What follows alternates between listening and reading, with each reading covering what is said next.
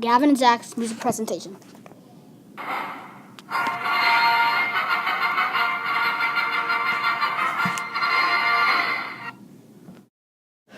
The dark, vacant void. The void with nothing but dark matter, where collisions were made, one collision, then another, and another, led to the Genesis, the nativity of the Big Bang, and thus the beginning of everything.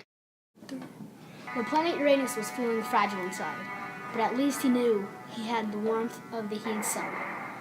He lived a self-revolved life and was living the no-worry dream. Although one day, 7 weary travelers from the outer regions of the Sombrero Galaxy entered Uranus' domain. Those 7 travelers were all together in civilized union. Hermes, Aphrodite, Ares, Gaia, Zeus, Kronos, and Poseidon. And after exploring the outer regions of space for several years, they stopped by to rest after.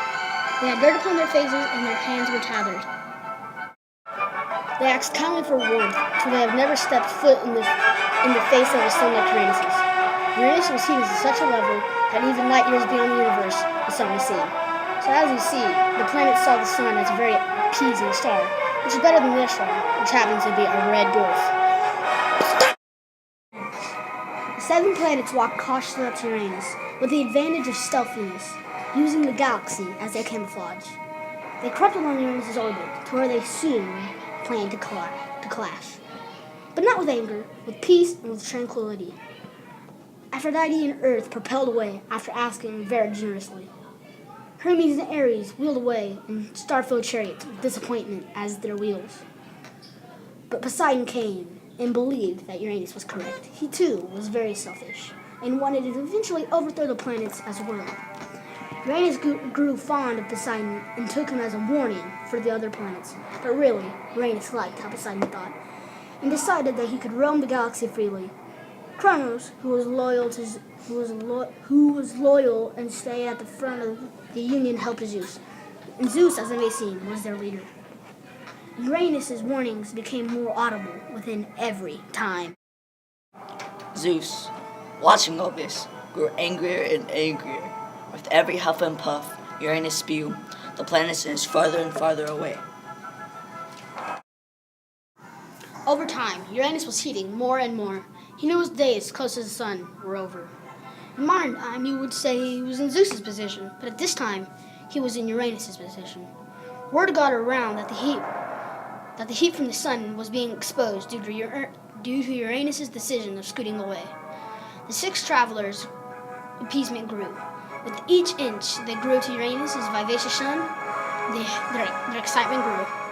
They had to ask Uranus at least just one more time. As they approached, they could not help themselves, and their eagerness grew, and they said, "Almighty Uranus, what great star you orbit," said the planets. "I found it as a young planet, roaming the universe like you pitiful subjects.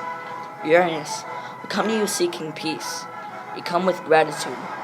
We seek accessibility to your sun that we so earnestly greet.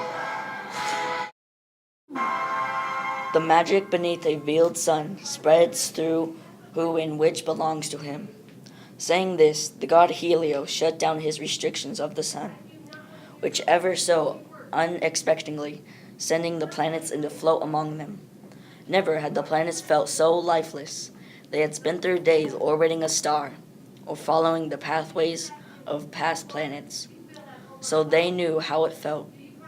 But with the sun bellowing at them from afar, and pulling them in with much gravity, they began to forget the mysteries of the world. The mighty Helios then shouted he was worthy to come forth in orbit. All the planets knew what he was really trying to say. Attack, for he deceive you. Still, Uranus stopped the planets from entering, forcing Zeus to declare a war. With a mighty clamor, the planets all went forward. They clashed in a hideous battle.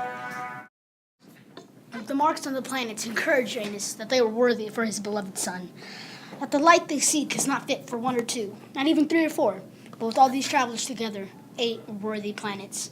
And to this day, the only planet farther away from the sun than Uranus is the one who traded all the planets, Poseidon, the traitor. That's how the planet got their orbital position.